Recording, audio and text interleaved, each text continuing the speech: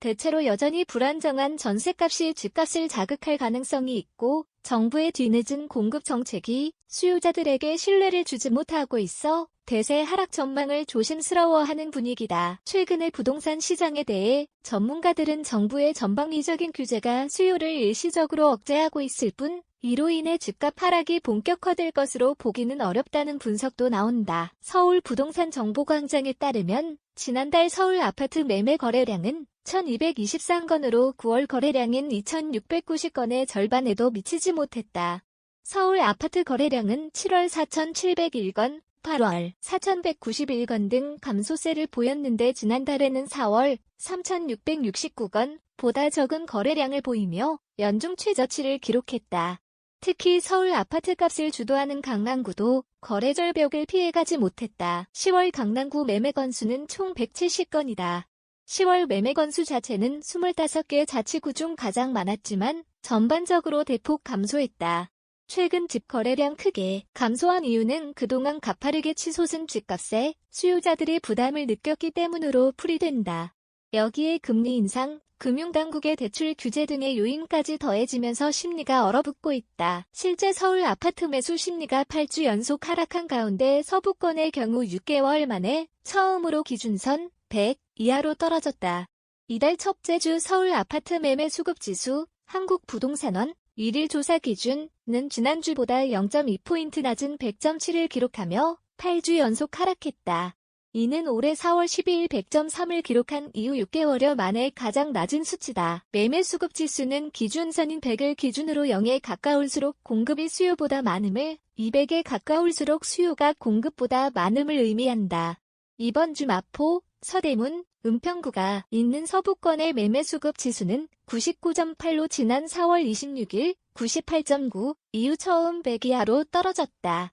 집을 살 사람보다 팔 사람이 더 많다는 의미다. 마포구 S공인중개업소 관계자는 사정이 급한 사람이 호가보다 가격을 낮춰 매물을 내놔도 이전과 달리 매수세가 붙지 않는다며 정부의 돈줄 욕조기 등으로 관망세가 짙어지는 분위기라고 말했다. 동남권, 강남, 서초, 송파, 강동구, 을지수는 100.5로 지난주 100.4보다 0.1포인트 높아졌지만 종로구, 용산구 등이 위치한 도심권 100.7과 영등포, 양천, 구로, 동작구 등의 선항권 100.6은 지난주보다 매매 수급 지수가 떨어졌다. 실거래가 1억에서 2억 원 떨어진 급매물도 나오고 있다. 특히 실거래가 하락 단지는 주로 서울 외곽에서 두드러졌다. 광진구 자양동 43가구 규모 아파트 광진 하나플러스 전용 85제곱미터는 2018년 8월 6억 3,500만 원에 거래된 후 약 2년 반 사이 3억 원 이상이 뛰어 올 3월 9억 4,700만 원에 거래된 바 있다. 그런데 5개월 후인 8월에는 8억 원에 거래돼 1억 4,700만 원 낮아졌다. 광장동 광장 현대홈타운 11차 전용 85제곱미터는 지난 8월 신고가인 21억 원에 실거래됐지만 9월 20억 원에 매매 계약됐다. 한 달여 만에 1억 원이 내린 것이다. 강서구 등촌동 등촌주공 8단지 전용 42제곱미터의 실거래가도 지난 8월 7억 2천만 원에서 9월 6억 5천만 원으로 7천만 원 하락했다. 서울 노원구 중계동 중계주공 2단지 전용 44제곱미터의 경우 즉시 입주 가능한 매물이 5억 5천만 원대에 호가되고 있다. 이는 직전 거래가 대비 2천만 원가량 낮은 수준이다. 1,800가구에 이르는 이 아파트 단지 역시 매물 건수는 51건이다. 박원갑 KB국민은행 부동산 수석 전문위원은 주택 매매 거래가 줄고 있는 상황으로 내년 3월 대선이 주택가격 흐름의 변수가 될 것이라며 집값이 정상적이지 않기 때문에 하락세에 접어들면 예상보다 하락폭이 클 것으로 예상되는데 특히 영끌, 비투로 집 매입에 나선 2030 세대 젊은 수요자들이 이전 세대의 하우스푸어 사태를 또 겪을까봐 우려된다고 말했다. 하지만 실제 대다수 전문가들은 매매시장의 거래 절벽 상황이 가격 하락까지 이어질 것으로 속단하기는 어렵다는 분석을 내놓고 있다.